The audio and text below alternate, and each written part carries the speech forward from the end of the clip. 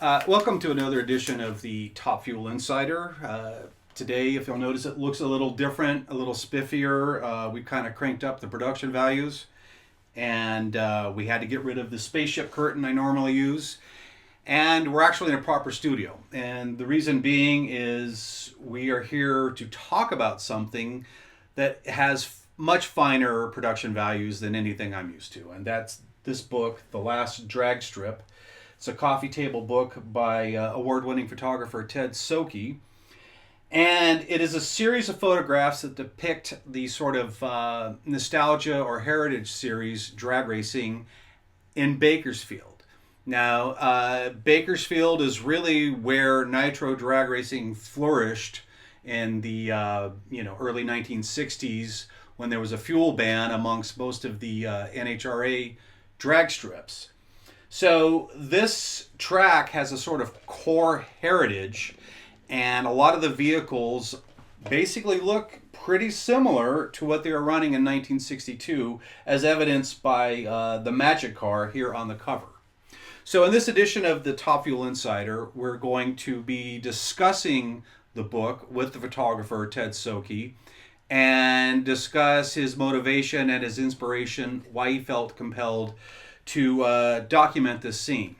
Now, please be advised, normally the Top Fuel Insider, by definition, only deals with Top Fuel. We might get into funny cars and maybe even a wheel stander or a weenie roaster or something. So anyway, with that being said, I'd like to introduce Ted Soke, the photographer. Welcome to the Insider. Thanks. Pleasure to be here. Yeah, so what was your inspiration for documenting this scene? Well, I don't know if inspiration is the proper word. That brought me into documenting the Top Fuel Bakersfield scene. Mm-hmm. I think it was a series of baby steps that brought me into it. Okay. Now, why does Bakersfield speak to you more than, say, documenting, Pomona or a track in Phoenix, Arizona, or, Maple Grove, Pennsylvania, or whatever? Well, I think the cars really spoke to me. Uh-huh. The period of cars is what I grew up on. Right. Mongoose and a Snake for funny cars. Sure. And, Big Daddy rolling in the old rail dragsters and Right, Shirley. And just that whole look and running a full quarter mile rather than 1,000 feet really spoke to me. It's like 1,000 foot. I don't know, 1,000 feet. Sure. Isn't that where you go faster? You don't shut it off. Right. So the whole old style, the chrome, the lack of carbon fiber, it was an arrested time that Sure. it's almost like a reenactment, but it's still just as dangerous, just as exciting, and the access is wonderful, the people are wonderful, and everybody around just allowed me to take the photos. Unlike the big show, you needed publicists. Right. You needed clearance. That was very difficult to get. So the access was easier here, so you could actually get right in there. I could walk up anywhere on the track. Sorry, Rob Gibson, but I could go anywhere on the track I want to go. Right. Without being on the track. Sure. And get some magnificent photos. And right. These cars and drivers and the people are all really wonderful. And I made a lot of friends. And well, they just seem real. I mean, nobody here has a real corporate suit on or a corporate persona. And, they're not selling you on, their sponsor with the, nacho flavored licorice whips or whatever it is, so that's what I notice about these photographs is there's just often a real earthiness to it and a real sense of these are just, kind of working class heroes in essence.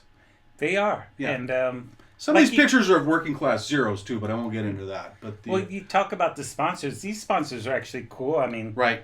They're again, they might not even be sponsors we relate to now, but they have an era attached to them. And some of these guys are getting sort of free promotion too. I noticed this Fuel Altered, this picture of the Fuel Altered. You have Coors cans serving as covers for the headers. Do you think Coors gave them any dough, or these guys just finished a sixer and had to get two more to.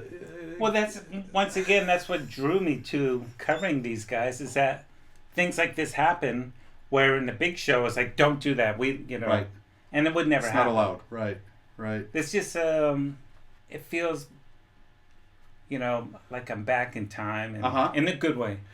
So okay, so back in time. So do you get a sense of the track's history going back to 1959 when Don Garlits came out there at the behest of the California racers, and they actually handed Garlits his ass to him. They sure did. Yeah, but I mean, the track on some level, like the grandstands anyway, doesn't seem that much different than those years.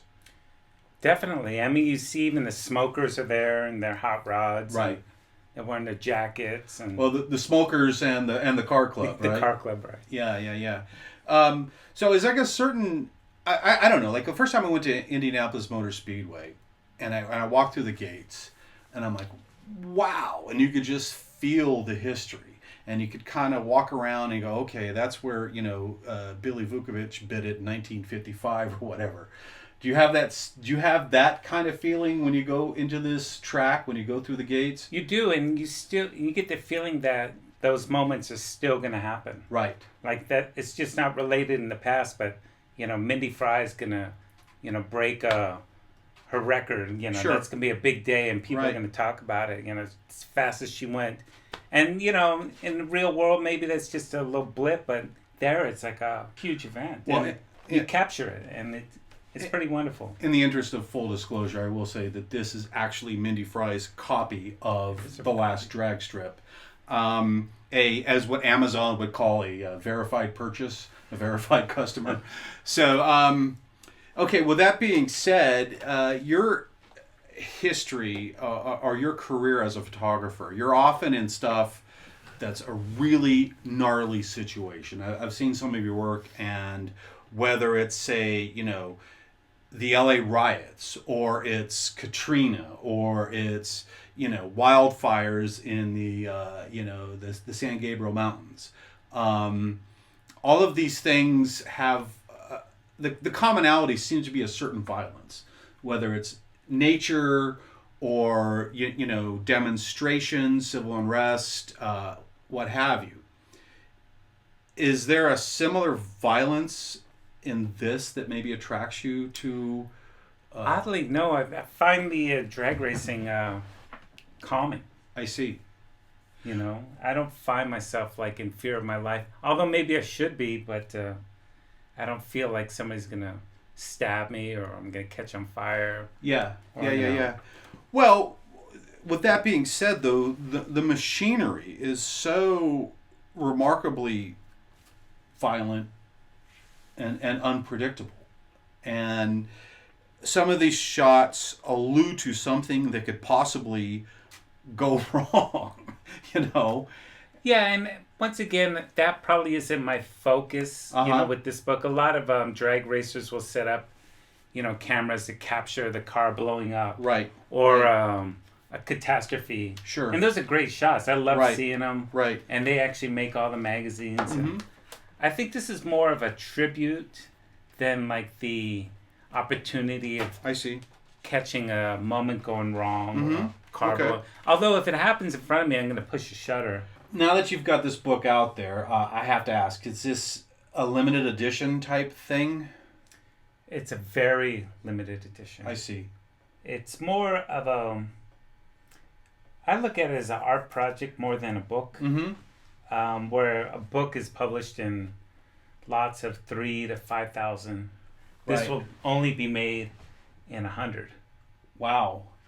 So, with that being said, with only 100 of these being produced, I'm guessing these are a little more than a corn dog and a beer at the drag strip, the last drag strip. They're significantly more, but the advantage is that they're produced here. They're printed here. Right. And I have complete control over the printing. Yeah. They're not shipped over to China or Korea. Okay.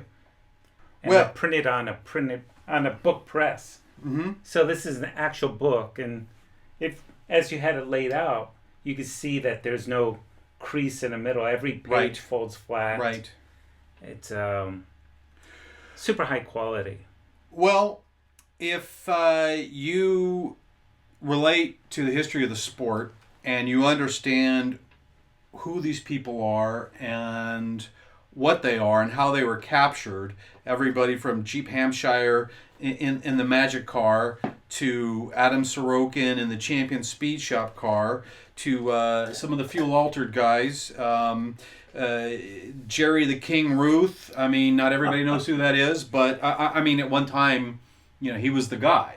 And there are many who do remember who he is, but you've got documentation of him here and now, in a recent shot. There are a lot of poignant photographs in this book, and again, I'm a verified customer. The only reason I felt compelled to talk about it is because this is such an important document. Where can somebody find a copy of this book? Well, you could order one through my webpage. Okay. And that's tedsokiphoto.com. Ted Soki Photo. Yeah, and like I said, there's only be 100 made. And they're not cheap. Right. They weren't meant to be. It's a tribute book. It's made with the finest, quality, absolutely available. To me, it's more of an art project than a book. Right. Well, like I say, you can find these at tedsokiphoto.com or at thelastdragstrip.com. And no, they're not cheap, but neither is this studio Sounds Good LA. And that's the reason why we brought everything up to this level to at least be attempting to be as exquisite as this document here. So that'll do it for the Top Fuel Insider. I'd like to thank our guest Ted Soki, and I'd I'd also like to acknowledge all the hard work he put into this book, and I recommend it. So till next time, we'll just talk about fuel dragsters, no more art. Thanks, Cole. Thank you, Ted.